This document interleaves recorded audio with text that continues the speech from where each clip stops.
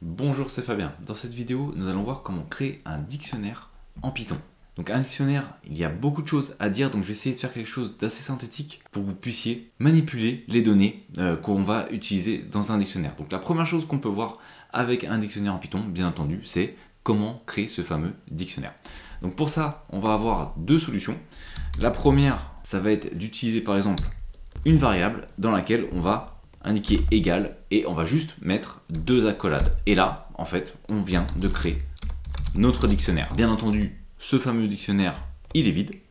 Et si je lance mon script, eh bien, j'ai tout simplement un dictionnaire qui est vide. Donc ce dictionnaire, qu'est-ce qu'on va faire? Eh bien, on va tout simplement ajouter des éléments dedans. Pour ça, je vais retourner au niveau de mon dictionnaire et j'ai besoin pour un dictionnaire d'avoir deux éléments. Ces deux éléments, c'est quoi? C'est une clé et la valeur associée à cette fameuse clé.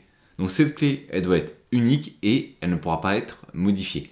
Par exemple, on va imaginer une entreprise Google qu'on va appeler par son identifiant en bourse. Donc c'est GOOG pour Google. Et donc je vais tout simplement utiliser cet identifiant, deux points, et le nom de l'entreprise qui est donc Google. Ensuite, je vais ajouter une virgule.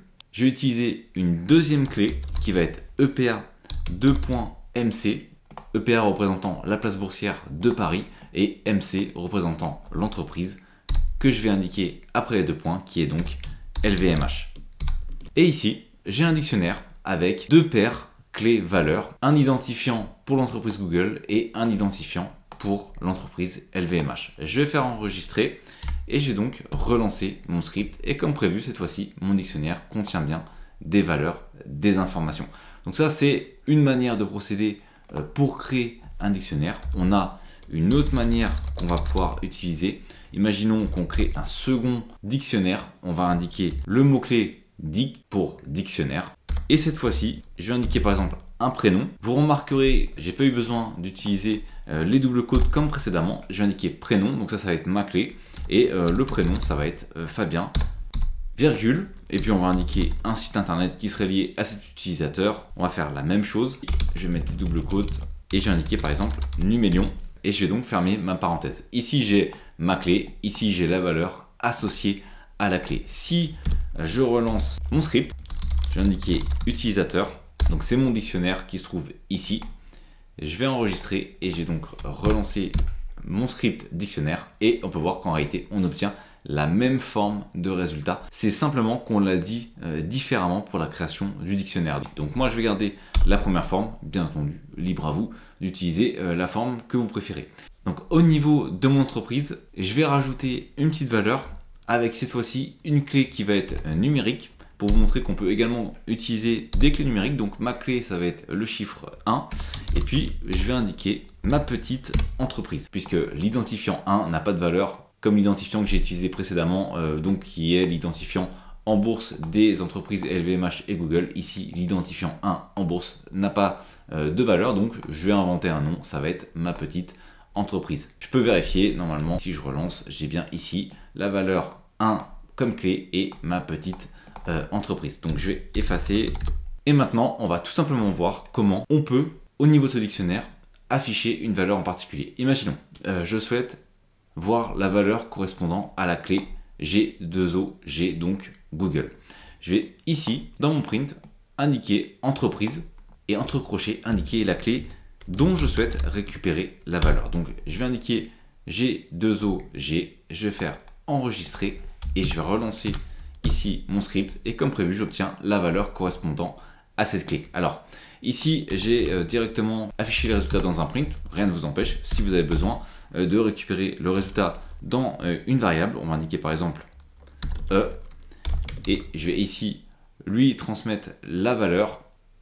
Et donc, je vais appeler dans le print le résultat qui est contenu dans la variable qui va être le même résultat. Et donc, j'obtiens exactement le même résultat. Ce sont bien entendu deux façons de procéder. C'est juste pour montrer qu'on peut stocker le résultat dans une variable. Ça ne pose bien entendu pas de problème. Ici, j'ai donc fait avec une clé qui a des caractères, mais on peut donc faire la même chose avec une clé numérique, mon fameux 1 pour ma petite entreprise. Je vais donc relancer mon script. et je récupère donc ma petite entreprise comme prévu. Alors une autre manière de procéder, c'est également d'utiliser .get. Alors .get c'est quoi? C'est tout simplement une méthode, et c'est une méthode qu'on va pouvoir utiliser donc sur les dictionnaires. Et donc en utilisant cette méthode, l'avantage c'est que si par exemple ici je me trompe, eh bien j'aurai pas une erreur. Donc je vais faire avec une valeur où on sait que c'est bon. Donc ici on sait qu'on va récupérer ma petite entreprise. Alors mince, oui, effectivement je me suis trompé dans la forme. Ici la forme est différente puisqu'on n'est pas entre crochets. En réalité on est entre parenthèses. Donc je vais reprendre ici entre parenthèses et je vais faire enregistrer, je vais relancer. Et comme prévu cette fois-ci, j'ai bien ma petite entreprise. Ici, je vais nettoyer pour que ce soit plus clair. Et donc, imaginons maintenant que je me trompe et que j'indique une clé qui n'existe pas. Eh bien, avec .get, je vais relancer et on va voir qu'ici, j'obtiens un résultat, je n'ai pas d'erreur. Par contre, si je fais la même chose, mais entre crochets, eh bien, ça va stopper directement le script et je vais avoir donc une erreur.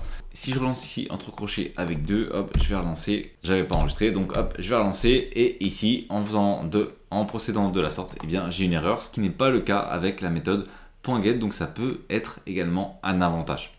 Maintenant, on va voir comment on peut ajouter, modifier ou même supprimer un élément. C'est relativement simple et rapide, vous allez voir. On va donc ici indiquer par exemple qu'on souhaite afficher la valeur de la clé G2OG qui actuellement est Google, sauf que Google ce n'est plus le vrai nom de l'entreprise actuellement, l'entreprise s'appelle désormais Alphabet. Et donc ce qu'on va faire, c'est qu'on va tout simplement modifier le nom. Pour ça, je vais aller ici sur entreprise, je vais ici rappeler mon dictionnaire entreprise, je vais indiquer la clé que je souhaite modifier, c'est bien G2OG et je vais tout simplement indiquer égal et je vais indiquer ici le nom de l'entreprise désormais qui va être Alphabet. Je vais faire enregistrer et je vais relancer mon script et désormais si je fais un appel ici à la clé G2OG, eh bien j'ai bien Alphabet. Pareil, si j'affiche entièrement mon dictionnaire, on va voir que ça va modifier au niveau de la valeur de ma clé G2OG, eh bien j'ai bien Alphabet. Donc ça c'est une manière de procéder, mais on peut faire différemment en utilisant donc une méthode qui va être .update. Entre parenthèses, je vais ajouter des accolades et au niveau de ces accolades, je vais ajouter une nouvelle valeur. Ça va être par exemple Microsoft. Microsoft est représenté par une clé qui va être MSFT. Deux points. Je vais indiquer donc la clé MSFT et ici au niveau de la valeur, ça va être Microsoft. Donc ça va faire quoi? Ça va tout simplement m'ajouter cette valeur directement dans mon dictionnaire. Donc si ici je relance mon script, on va voir que j'ai bien Microsoft qui a été ajouté avec sa clé directement dans mon dictionnaire. Donc je vais l'ajouter ici à la fin et on va faire volontairement une faute au niveau de Microsoft. Donc on va indiquer Microsoft et donc ici on va mettre en commentaire, on va relancer et on va voir qu'on a une erreur au niveau de Microsoft. Voilà, il manque la fin FT. Et ce qu'on va faire, c'est tout simplement, vous allez voir, si je relance ici .update, ma méthode .update et que j'indique que pour la clé MSFT, eh bien c'est Microsoft, ça va automatiquement corriger l'erreur puisque le .update va mettre à jour. Donc si vous voulez mettre à jour, on peut également utiliser .update. .update permet d'ajouter un élément, mais permet également de mettre à jour ce qui est lié à la clé que vous indiquez ici. Donc en l'occurrence, lorsque je vais indiquer .msft, il va mettre à jour la valeur et donc je vais relancer. Et comme prévu, j'ai bien désormais Microsoft qui est écrit avec la bonne orthographe. Mais j'aurais pu faire comme précédemment, comme j'avais fait. Donc j'aurais pu faire comme ça. Je vais reprendre ici le code que j'avais indiqué et on va indiquer MSFT. Ça fonctionne également comme on l'a fait tout à l'heure pour ajouter une valeur. Ça fonctionne dans les deux sens en réalité, que ce soit pour ajouter ou mettre à jour. À partir du moment où on indique la clé, ça va modifier notre élément. Je vais relancer. Et ça m'a bien mis à jour ici mon élément également.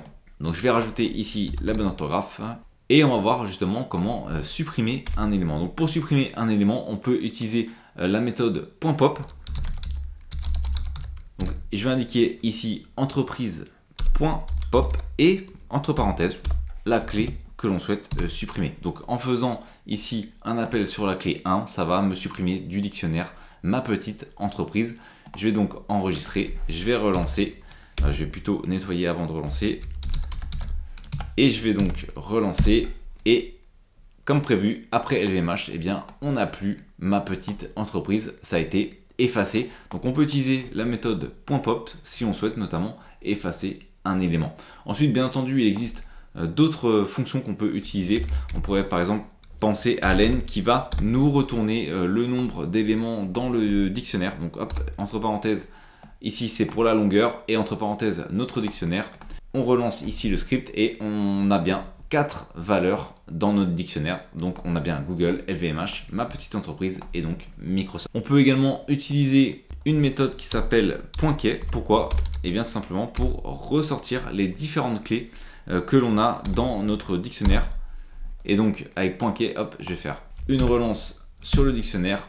Alors j'ai oublié ici le S, donc je vais enregistrer et je relance et donc je récupère ici les différentes clés qu'on va retrouver dans mon dictionnaire. Bien entendu, vous l'avez compris, hein, si on peut le faire avec .clé, on peut également le faire avec les valeurs. Donc en faisant .values, eh bien on va avoir uniquement les valeurs et cette fois-ci sans les clés. Ensuite, on peut également utiliser les boucles pour parcourir notre fameux dictionnaire. Donc on va utiliser notamment la boucle for. On va avoir 3 possibilités. Soit on parcourt notre dictionnaire et on récupère la clé. Donc on va indiquer par exemple for clé. Donc ici, ça va être la variable sur laquelle on va récupérer les clés. Et on va indiquer dans notre dictionnaire, donc qui va être entreprise. Donc par défaut, on va récupérer les clés. 2 points. Et on retourne ici à la ligne. On fait une indentation et on va faire quelque chose de très simple. On va indiquer print entre parenthèses le code de l'action et ensuite plus notre variable. Donc autrement dit, le code de l'action va apparaître ici avec la clé et ensuite on va récupérer le nom de l'entreprise. Comment? Et bien tout simplement en allant chercher dans le dictionnaire comme on l'a vu tout à l'heure et en indiquant au dictionnaire la clé et en passant comme paramètre au dictionnaire la clé, ça va nous ressortir la valeur correspondant à cette clé. Donc si je fais ici sauvegarder, que je relance mon script. Alors je vais avoir une erreur, pourquoi? Parce que ici c'est un nombre et on ne peut pas concaténer un nombre avec des caractères, donc normalement il aurait fallu que je fasse str clé et ici hop, je transforme donc le nombre en caractère et là normalement ça devrait fonctionner. Voilà, donc ici le problème c'est que c'est un nombre et on ne peut pas concaténer un nombre avec des caractères, donc je vais plutôt l'enlever pour les prochains, comme ça m'évitera d'avoir des problèmes. Maintenant je vais faire la même chose mais avec la valeur et ici donc pour indiquer que ce que je souhaite récupérer c'est la valeur, je vais faire .values entre parenthèses et cette fois-ci ce qu'on va récupérer c'est donc la valeur et pas la clé, donc je vais pas avoir besoin de la clé, je vais uniquement directement lancer l'information et je vais indiquer le nom de l'action est plus valeur, donc la valeur ça va me retourner le nom directement de chaque valeur sans avoir besoin de la clé. Donc je vais faire enregistrer et je vais relancer mon script et comme prévu j'obtiens bien à chaque fois le nom directement de l'entreprise sans avoir besoin de la clé. Dernier cas où on va récupérer les deux, donc la clé plus la valeur directement ici au niveau de la boucle. Donc on va séparer les arguments par une virgule, donc ici je récupère la clé, virgule. Deuxième élément que je vais récupérer c'est la valeur au niveau de mon dictionnaire et pour ça je vais aller dans in entreprise point. Cette fois-ci ce n'est pas values mais item qu'on va devoir utiliser, ce qui va nous récupérer et la clé et la valeur et donc on peut réutiliser un print où on va cette fois-ci directement afficher chaque élément. Donc ici on va indiquer le code de l'action est clé, donc on récupère la valeur qui va être stockée au niveau de la clé et ensuite on va afficher la valeur qui correspond au nom de l'entreprise. Donc on va avoir la paire clé et valeur, mais on a vu qu'on pouvait faire la même chose avec la première version de la boucle for où on récupérait uniquement la clé, mais avec la clé on pouvait récupérer la valeur qui était associée. Donc je vais faire ici enregistrer et je vais donc relancer de nouveau mon script et comme prévu je récupère bien le code de l'action GGO et Google, ensuite c'est LVMH et Microsoft. Un dernier élément qu'on pourrait voir c'est vérifier par exemple si une valeur se trouve dans le dictionnaire. Pour ça on peut utiliser in, par exemple imaginons qu'on recherche la clé de Microsoft, on peut indiquer if msft in dans le dictionnaire qui est donc entreprise. Donc on va, puisque c'est une condition, on va ajouter 2 points, on va aller à la ligne et faire une indentation, on va tout simplement indiquer print et on va indiquer oui si c'est le cas et puis si ce n'est pas le cas on pourrait indiquer par exemple print non. Si la clé MSFT se trouve dans l'entreprise, alors on affiche oui. Et si on n'a pas de clé MSFT, alors on affiche non. Donc je vais faire enregistrer et je vais donc relancer. Et comme prévu, j'ai bien la clé MSFT. On pourrait tester avec, par exemple, si on ajoute un G à la fin, là, on n'aura pas de clé qui correspond. Je vais relancer et cette fois-ci, on a bien le nom. Donc voilà différentes solutions pour utiliser les dictionnaires dans Python. J'espère que ça vous sera utile. Vous avez vu qu'il y a pas mal de manipulations qu'on peut réaliser. Après, on a les classiques. Donc ça va être ajouter des éléments, les modifier, les supprimer et bien entendu faire des boucles sur les éléments et vérifier si un élément se trouve dans notre dictionnaire. Merci d'avoir regardé cette vidéo. Si vous n'êtes pas abonné, j'espère que cette vidéo vous donnera envie de le faire en cliquant sur le bouton s'abonner et en activant les notifications pour ne manquer aucune des prochaines vidéos. De plus, vous trouverez dans la description un sondage pour déterminer les prochains sujets. À très vite pour une nouvelle vidéo.